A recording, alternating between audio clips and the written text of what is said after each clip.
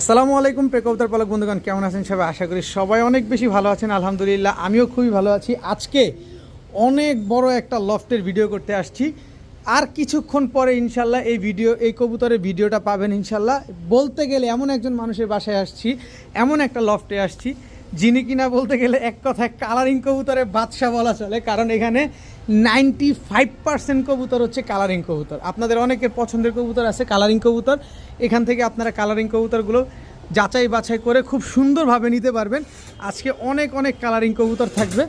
দেখেন মন ভরে আজকে কালেকশন করতে পারবেন। লালগররা আছে, কালদম আছে, ঝাঁক আছে, দেখেন মুজোওয়ালা, ময়না ঝাঁক, চুইঠাল এখানে আছে, কালদম এখানে ঠিক আছে, লালগররা ঠিক এখানে কতগুলো বাচ্চা আছে, চিলা আছে। এই সাইডটায় সব কালারিং কবুতরের বাচ্চাগুলো সেট আপ করা।